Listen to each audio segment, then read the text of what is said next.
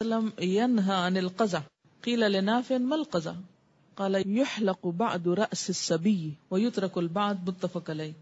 حضرت عبداللہ بن عمر رضی اللہ عنہما سے روایت ہے میں نے نبی صلی اللہ علیہ وسلم کو قزع سے منع فرماتے ہوئے سنا. حدیث کے راوی حضرت نافع سے پوچھا گیا قزع کیا ہے؟ انہوں نے کہا بچے کے سر کا ایک حصہ منڈوا دینا اور ایک حصہ چھوڑ دینا. آپ نے آج کل بھی دیکھا ہوگا کہ بعض لوگ بچوں کی لٹ چھوڑ دیتے ہیں، یعنی سارا سر منڈوا دیتے ہیں، ایک حصہ یہاں سے نہیں مونڈتے اور وہ لمبی ہوتے رہتے حتیٰ کہ وہ بال بہت لمبے. میں نے خود کئی بچوں کے اس طرح کے بال دیکھے ہیں. منت ہوتی ہے، نظر مانی ہوتی کسی کے نام کی، جب وہ بڑے ہو جاتے ہیں، خاص عمر کو پہنچتے ہیں، تو پھر وہ کاٹ کر بال کسی خاص جگہ پہ لے جاتے ہیں اور وہاں دیگ وغیرہ چڑھاتے ہیں. جی ہندو کرتے ہیں ایسے؟ جی تو ایسے کام سے منع کیا گیا ہے. یا بیچ میں کچھ پیچز کاٹ کے ڈیزائن بنانا یا اس طرح کے کام یہ پسندیدہ نہیں ہے. کچھ ضعیف اور موضوع احادیث بیان کی گئی ہیں. مسواک کا استعمال کیا ہی خوب ہے کہ آدمی کی فصاحت میں اضافہ کرتا ہے.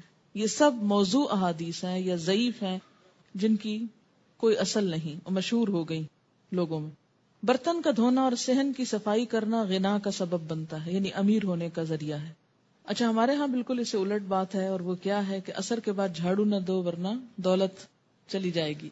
پیشاب کے بعد 1 مرتبہ وضو کرنا چاہیے، قضائے حاجت کے بعد 2 مرتبہ اور جنابت کے بعد 3 مرتبہ. یہ سب من گھڑت بات ہے. 3 مرتبہ کلی اور 3 مرتبہ ناک میں پانی چڑھانا جنبی کے لیے فرض ہے. یہ من گھڑت بات ہے، فرض نہیں ہے، 1 دفعہ بھی کافی. نبی اکرم صلی اللہ علیہ وسلم مسواک اوپر سے نیچے کے رخ کرتے ہیں، یہ غلط بات ہے. رائٹ سے لیفٹ کرتے تھے. کانا یشو صفاہ، دائیں سے بائیں، اور پانی گھونٹ گھونٹ کر کے پیتے. دین کی بنیاد صفائی پر ہے. یہ نہیں ہے حدیث ہے کہ طہارت نصف ایمان ہے.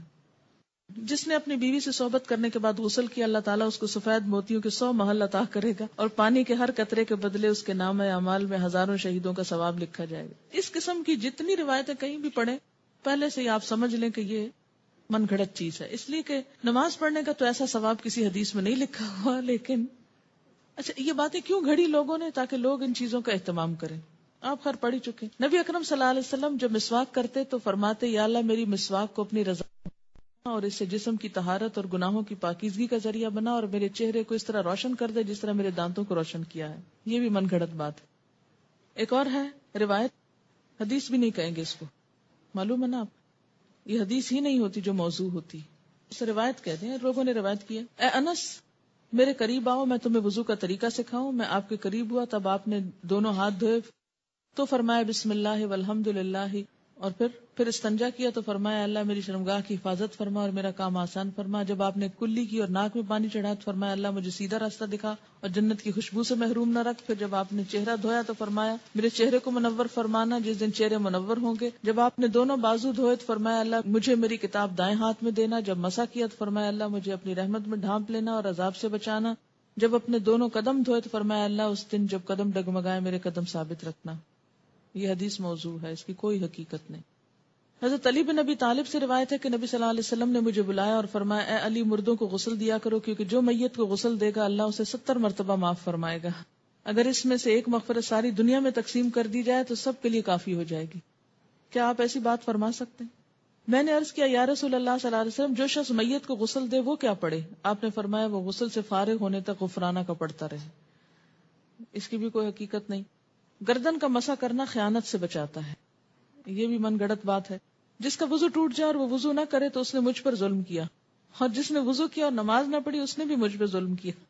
یعنی اس کا آپ پہ ظلم سے کیا تعلق ہے؟ سوچنے کی بات ہے. ایسی آپ کہہ سکتے ہیں ایسی بات؟ اور جس نے نماز پڑھی اور میرے لیے دعا نہ کی اس نے بھی مجھ پہ ظلم کیا، اور جس نے میرے لیے دعا کی اور میں نے اس کا جواب نہ دیا میں نے اس پہ ظلم کیا، کیونکہ میرا رب ظلم کرنے والا نہیں. خدا جانے کہاں سے باتیں ہیں. جب وضو کرو تو آنکھیں خوب تر کرو. یہ کہنے کی ضرورت اس لیے کہ جب منہ پہ پانی پڑے گا تو آنکھیں کہاں سے بچیں گی.